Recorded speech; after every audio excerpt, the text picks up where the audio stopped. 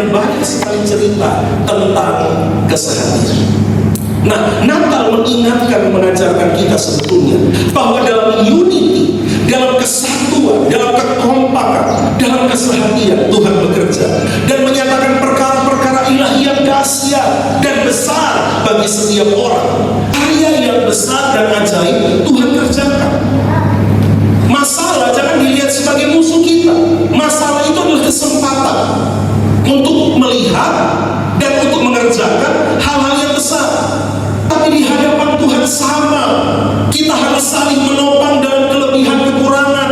Selama kita saling menopang sehati, maka meskipun banyak tantangan, kita bisa lihat ini kesempatan untuk kita mengerjakan hal-hal besar bagi kemuliaan Tuhan. Yang setuju katakan haleluya. Makanya Yesus berkata, setidaknya ada 2 orang saja, itu kuota paling minimal, sepakat di dunia ini minta, permintaannya itu akan dikabulkan oleh Bapa di surga.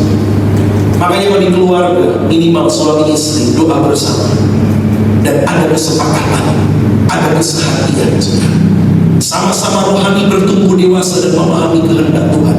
Itu keren, itu luar biasa. Tuhan tidak pernah menutup mata. Dia selalu akan melimpahkan berkat dan kesetiaannya. Janji-janjinya tidak pernah berubah bagi orang yang memberi buat pekerjaan Tuhan. Jadi betapa pentingnya kesepakatan hati itu, saudara.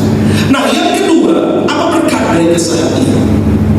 Keseharian membentuk kita menjadi pribadi yang rendah hati.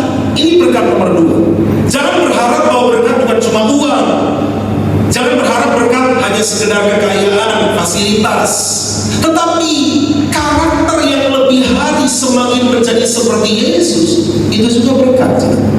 Karena kriteria kan Tuhan Yesus bilang, kamu harus sempurna seperti Bapakmu sempurna.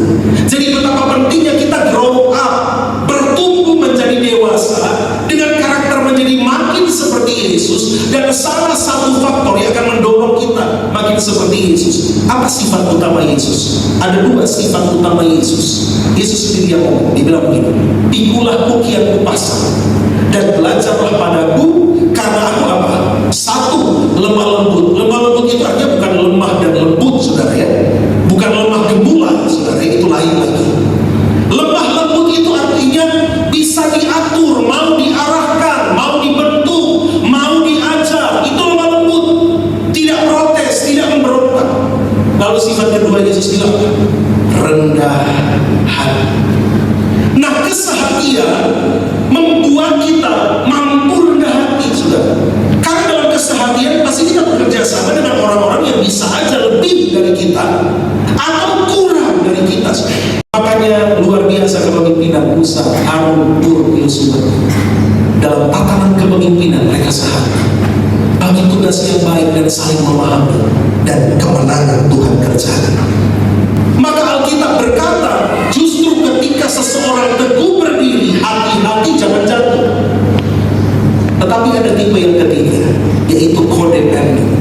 Codependent ini artinya orangnya bisa, mampu, tetapi tetap mau kerja sama dengan orang lain, tetap mau sehati, tetap bisa diatur. Itulah codependent. Dan Tuhan mau kita ada di posisi ketiga ini. Kita punya kemampuan melengkapi kekurangan orang lain. Kelebihan orang lain juga melengkapi kekurangan dalam diri kita. Itu adalah sesuatu